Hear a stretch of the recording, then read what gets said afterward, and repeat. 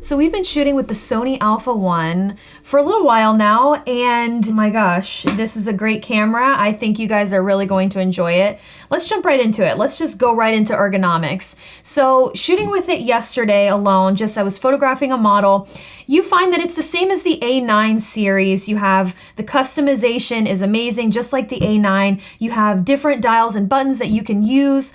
It's a great all-around camera. Ergonomics-wise, when it comes to the grip, I would say that it's obviously the same. You have the updated A7R4 grip. It's still the same. It's not my favorite. My pinky's still falling off. I don't know if you have an opinion. It's basically the same tried and true Sony, which means all the things that we love about it are there, and then all the things that we don't like about it too much are there as well. I do think that because Sony is really pushing this as kind of a higher end camera to prepare or go against like 1DXs and things like that, that something a little bit larger and meatier, especially if you're using this in like with gloves and sports with 600mm lenses and stuff like that, I would have loved to see some improvements on the body style. But the good news is if you're an A9 user already or an A7 IV user, you're going to feel right at home. Oh, absolutely. And I think as well, I am the same way. I like a beefier upgrade of a camera. If I'm paying the money for the camera as well as if I'm shooting different situations, I'm one of those weird people that like beefier cameras. As well, one of my favorite parts, and I know it might be small to some people, but it's big to me, is the joystick. It has the same grip as the A7R4, and I really enjoyed that upgrade in the other cameras because I feel like I can move around my focus point fairly easily. I'm shooting in backlit situations a lot, so I want to be able to move around my focus point fairly easily, and it did that. Yeah, the camera in general is actually a little bit more weatherized, and then we also have two CF Express Type A card slots in there. You can also use that with UHS 2, although there's a big advantage to using the CF Express, which we'll talk about a little bit more later. But you do have both of those upgrades. It's not a card format that a lot of other cameras have. That's kind of the negative, and then the speeds and capacities of them are not quite as good as like a CF Express Type B, but at least it's upgraded from the UHS Type 2 slots. Yeah, so let's jump into the viewfinder. So this was supposed to be a major upgrade, right? Now, when I was looking through it, I'm typically shooting live view. That's just how I shoot. It's just comfortable for me. I didn't notice a massive upgrade in it. It wasn't anything where I was going to change my perspective and changing from live view.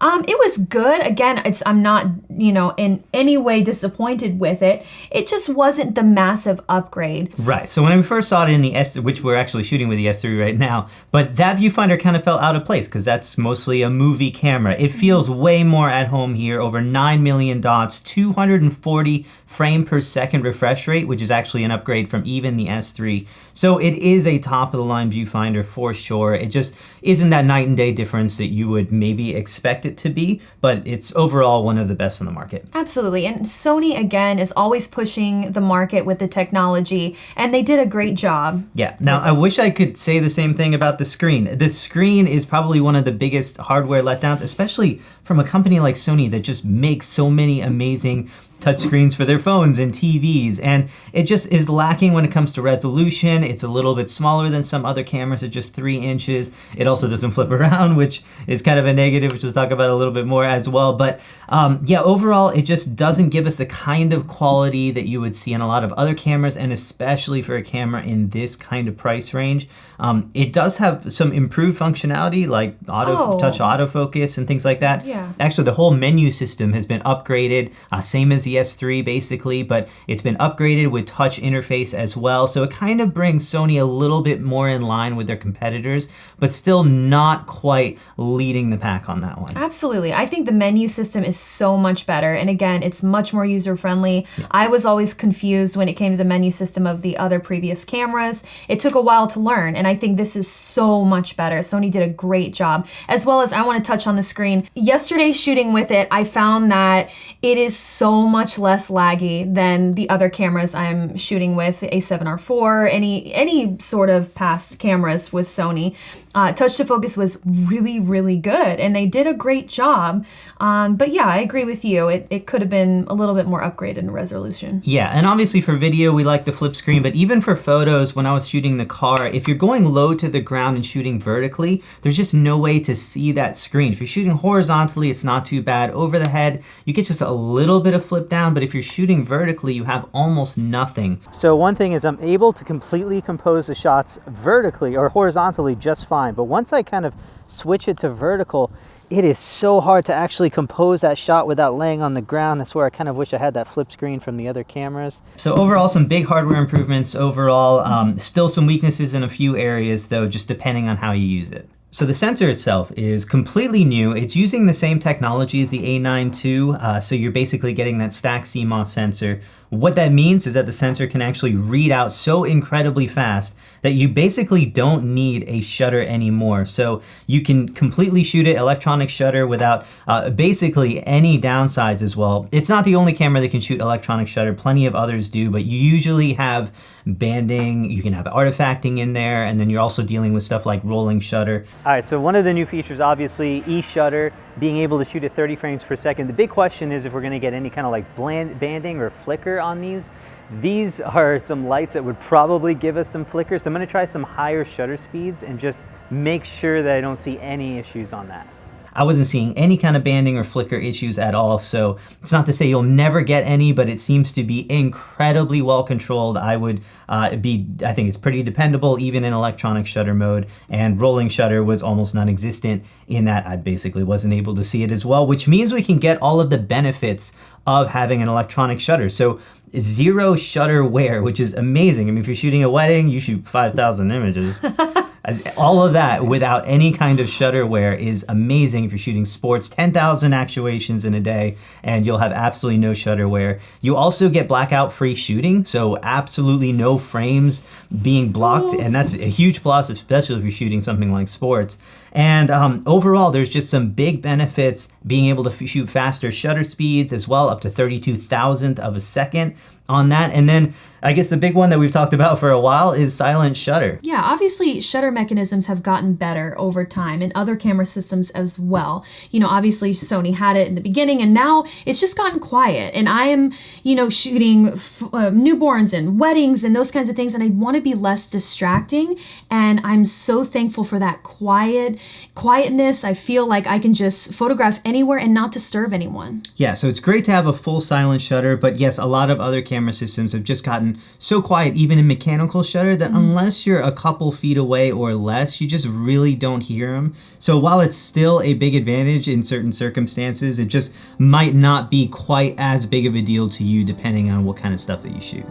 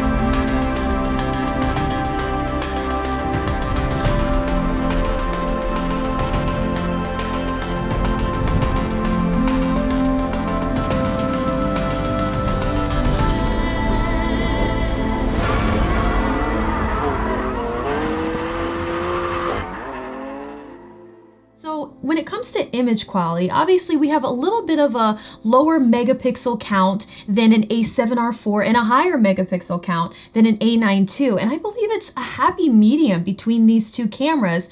And I mean, when you have the combination of fast shooting and high megapixel count, I mean, that is mind-blowing to me. It's an incredible feat. And we did a bunch of tests even in low light. I was pretty impressed with how this camera was handling despite 50 megapixels. It's doing really well. I mean, I'm still sure that the technical award for being able to shoot at high resolutions is going to go to the R4 and with dynamic range and everything like that. But you are getting so much quality without the previous downsides, keeping those high frame rates and everything like that, being able to pump out 50 megapixels. You're no longer stuck with that option of choosing between a good camera with low resolution that's able to shoot fast, like a 1DX type thing at 20 megapixels, or those high resolution cameras with super dynamic range. This is really giving you kind of that best of both worlds. And I mean, overall, with the picture quality that we were getting from it, colors are much improved from before. We're seeing much better results overall. So yeah, in general, this is going to be a big image quality upgrade, especially if you've been shooting even with previous versions of the A9 series. And again, to me, this camera was a breath of fresh air. The price wasn't, but the camera was. And I'm really happy that Sony has been able to combine these two technologies and give us an incredible camera. So the previous A9 II was already one of the best autofocusing cameras on the market, but we have a huge upgrade here as well. So 759 autofocus points, 92% of the frame. You actually saw a lot of this on the S3, although that's mostly video camera, so a lot of people didn't use it for photos. No. However, hey, it's still good for photos. Okay. But that camera had this amazing autofocus system, and now we have a lot of those upgrades here. The big benefit actually with this one is that it can autofocus. The autofocus system can refresh at up to 120 frames per second. So that means that even if you're shooting 30 frames per second, there's a whole lot of in-between frames that autofocus system is working. Tracking has been much improved with this one. We now have proper touch tracking and a lot of it. So, I mean, overall, even though this is one of the best systems before, it is definitely one of the best systems now. Absolutely. So my experience with shooting with model, obviously you guys know, and a lot of my pictures even seen on this video, I shoot in a lot of backlit situations, right? The sun flare is fairly strong, and yes, I don't shoot with my lens hood, don't at me, okay? I like sun flare, I enjoy it. So I did find that it was missing her eye a lot, and it was quite frustrating because models tend to move fairly quickly, and I want to be able to capture that half a second of pose without worrying about the autofocus catching on her shoulder or somewhere else. But all in all, Sony is incredible at autofocus, truly one of the best, and I am always blown away by them. Yeah, we did a little bit of side-by-side with the R5 as well, and the R5 in those backlit situations was actually picking up the eye a little bit sooner and hanging on to it a little bit more, so something to kind of think about. I am nailing her eye, are you? No. Really? No. But one thing that I love about the Sony camera is that you can go to any of your other autofocus modes. It doesn't have to be just wide, but even in a single point, your eye autofocus will still work in that. So basically, even if you change the type of autofocus system that you're using, it is still just as powerful. Whereas a lot of other cameras, once you go to a single point, it basically disables a lot of the other kind of tracking tech that it's using, and you just basically go to like an old-fashioned single point system. So even if you Which is what I do, and he hates me for it. Yeah. So with the A1, the nice thing is that no matter what kind of focusing point you're using, you're basically going to have all of that technology built in. Yeah. So let's talk about frame rate and buffer. Obviously, it is unbelievable that we can shoot at 50 megapixels and have 30 frames per second. That's absolutely insane. There is no other camera like that. That is incredible. Sony did amazing with that. And the buffer as well on this camera is incredible. It clears insanely fast. Yeah, I was blown away. That's the benefit of that CF Express card. It really made a huge difference. I did try it as well using UHS-2 SD cards. It slows it down dramatically. So if you are somebody who is shooting those fast frame rates, definitely invest in some CF Express cards because that'll make a big difference on that. Also, we now have a lossless compressed mode, which we've kind of been asking from Sony for a while. So you have compressed RAW, uncompressed RAW, and then a lossless compressed. though do keep in mind that in order to get those 30 frames per second, you will need to do the compressed raw option. It will not work in lossless compressed or uncompressed. So just something, I don't have any issue shooting compressed raw. You can almost never tell the quality difference unless you're shooting like night skies or something like that. So no issue at all, but just kind of keep that in mind. So with this camera though, there still is no option for small raw file. When I'm shooting weddings at receptions especially, I don't necessarily need 50 megapixels all the time. I would like that option of compression because my computer is overrun with so many images. Again, I'm shooting 6,000 images, and that's just me. I know, again, don't hate me for it. I'm shooting 6,000 images at every wedding, and as well I photograph families, those kinds of things, and sometimes I don't necessarily need that 50 megapixels, and I would love that compressed file. Yeah, so what's interesting is that if you shoot JPEG, you can get small JPEG, medium JPEG, all that kind of stuff, Right. and then also we do have that HEIF, which is that new format that we've seen on a lot of other cameras recently, so you have plenty of other non-RAW options if you want to keep file sizes, but if you do shoot RAW, yeah, no medium or small RAW option. It's just 50 megapixels all the way. Yeah. Let's look at the shutter. Ooh. Look. It's closed. Oh my God! It's closed! Oh my gosh. They did it. Finally. We did it, Joe. We did it. So obviously I got to have a little bit more fun than usual shooting video with this camera and a Lamborghini Huracan. But overall, this is one of the best video cameras on the market and a huge upgrade even from the S3 in a lot of ways, which is crazy. And one of them is going to be 8K recording. And you might think, I don't need 8K. I pretty much never shoot 8K. But because 8K is slightly oversampled from the entire sensor, it means that it is one of the most detailed modes that you can actually shoot with, and then also does have some of the best low light performance, interestingly. So those are two big advantages there. Also, we have that S-Cinetone profile, which we typically see in Sony movie cameras, like the FX6 got it, but this is a big upgrade as well. And then we have 4K 120 of 10-bit 422, basically all of the big movie upgrades that we would have seen in the other cameras. Unfortunately, you don't have that flip screen, but we do have one of the most powerful autofocus systems, touch tracking, basically that same menu system as the S3. So a lot of comparable features to that S3 with the addition of 8K recording on that one. And I did expect this to be a major downgrade in a lot of different areas because shooting 4K 120 with a high resolution camera, there's just no way that Sony was going to be oversampling. So most likely they're doing some kind of pixel binning. However, if you think about 50 megapixels divided by 4, you're right at that 12.5 megapixel point, which is what you would need for 4K recording. So I really think that even though Sony is probably pixel binning in a lot of those 4K modes, they actually look just as good as the A7S III. There is no loss of detail really. I mean, I struggle to be able to see the differences between these. So if you're thinking that the advantage to the 12 megapixel Sony A7S III would be there for detail with that full pixel readout,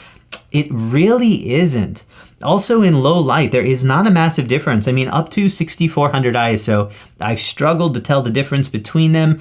As you start moving up of like 25,000 ISO and more, there begins to get a little bit of a difference between these, but anything below 6400, I was really impressed with how well this camera was handling low light and those high ISOs. So even 1080p recording still has 240 frames per second. So just a ton of different frame rate options on that. And again, these are all available with 10-bit, and you get 422 10-bit on every one of these except 8K, which is going to be 420 on that. Not a big problem for me there. However, you're going to have all the different options that you would expect from a high quality camera like this. The only negative for me shooting with it is that we don't have that flip screen option. And then the IBIS on this camera just is not great for video mode. So I do find myself either using a stabilizer, although if you want another option for handheld shooting, you can take these files into Catalyst Browse, stabilize them there. It is a post stabilization, so you're going to get a crop on it, but it does give you an option there. We do have to talk overheating because that's been a big issue in the past with these cameras is yes, you can shoot it, but for how long? And with 8K, there was a lot of questions for me. Now, Sony claims about 30 minutes for these. I was able to get in excess of 40 minutes, but what I did find is that if I power down this camera once that 40 minutes was recorded, for just 2 to 3 minutes, I basically gained back a ton of time. I was able to record another 10 to 15 minutes before I even saw an overheating warning, and a long time after that. So this camera will recharge really, really quickly. So yes, you could shoot an entire wedding in 8K on this camera with 10-bit with no issues. Now in 4K 60, which is really where I shoot the most, I was able to go an hour and 10 minutes without any kind of overheating on this camera, which is amazing, way more than like a Canon R5 or something like that. And I was able to do that in full 10-bit. And then again, as I powered it down for just 2 to 3 minutes, I was able to power it back up, no overheating warning or anything. I was able to go a long time after that. I went up to about an hour and 45 minutes, which is crazy before I exhausted the battery on that one. So you can record a 4K 60 for hours on this camera, no problem. Now the A7S III actually recorded the full hour and 45 minutes without even an overheating warning. So that is still the champ if you're worried about overheating, but for sure, this is second best, a huge improvement from other Sony cameras, and then way better than something like a Canon R5 for handling overheating. Now, one word of caution, this was indoors in about 72 degrees, so do keep that in mind. Sonys have struggled a little bit more in the past for me with outside kind of direct sun exposure, but it's winter right now. It's actually way colder than that outside, even here in Florida, so not really a good outside heat test right there, but stay tuned. Maybe we'll do something in the future, but inside, this camera handled itself, even in 8K or 4K 120, very, very well. So if you are someone who shoots with strobes, some big upgrades here as well. You can now shoot mechanical shutter with Sony strobes up to a 400th of a second. I think before, the fastest I've ever shot is about 250th, so a big upgrade for that as well. And then now, if you want to shoot electronic or silent with no shutter wear or anything like that, you can still shoot with strobes up to about a 200th of a second. And then that's again going to be with Sony strobes only. And then if you're using a third-party system, you're going to be basically under that same limit as well. Now, battery life on this camera did take a little bit of a hit compared to some other cameras. So in video mode, for example, the S3 actually powered through about 20% longer in 4K 60. And I would say in photos as well, probably about 10 to 20% less than like a Sony A7 III or something like that. So you do have a little bit of hit with all of the technology that's built into this. Nothing significant. It's still one of the better long life lasting mirrorless cameras out there, but the battery life is not the best of all the Sony cameras. So I'll be honest, this really kind of felt to me like an A9 III, and that's not a bad thing at all, but because it has that same stack CMOS sensor, it's virtually in the same body style, it has some improvements, but most of them are due to just the new sensor and the new processor that Sony is putting in all of their cameras. And so it really feels more like an A9 III than a new generation of A1 camera on there. So for me, having a price point at $6,500 in the US here kind of puts it technology-wise with 1DXs and in that kind of category of sports camera, which from features, it absolutely can hang with. But as far as, you know, the body style and weather sealing and being able to handle 600mm lenses and all that kind of stuff, it didn't get a lot of the more functional upgrades, screens, buttons, all that kind of stuff that I would have hoped for I know, a camera but in that range. I get it, but I would also say that people that love Sony love the small body style and believe that they want to keep the small body style and not have a bulky camera, and you can still throw the lens on there, it's fine. But again, if you're shooting sports, it's all up to you. It's all about preference at this point. I agree the $6,500 price point is quite steep, but I mean, come on, you have the balance again between that A9 II and that A7R4, and it's combining these two amazing technologies. And basically like an S3 video camera thrown in there. So it is a lot of cameras in one. Oh, absolutely. I don't have many complaints about this camera. The price point, yes, it's steep. If you're investing in something like this, it's a lot of money, and it's hard-earned money. But I think this is an unbelievable camera. And again, if you're looking for that balance, if you know that you're shooting sports and maybe you're shooting weddings on the side or whatever, this is the greatest balanced camera you will ever find. Yeah, when it comes to features, it's one of the first cameras where having different types of features in it didn't come with any negative drawbacks. So like the S series went low resolution, and that meant for stills, it's almost unusable 12 megapixels. And then the R4 went with 65 megapixels, and then the downside is that if you want to shoot thousands of images or shoot video, it's not as good. This is just no downsides to virtually everything when it comes to features and technology. The mechanical shutter is limited to 10 frames per second if you ever needed to use it. That's about it. But from every other perspective, it's a huge upgrade all around, almost no downsides, except potentially for that physical form factor. And if you compare it to other type cameras like,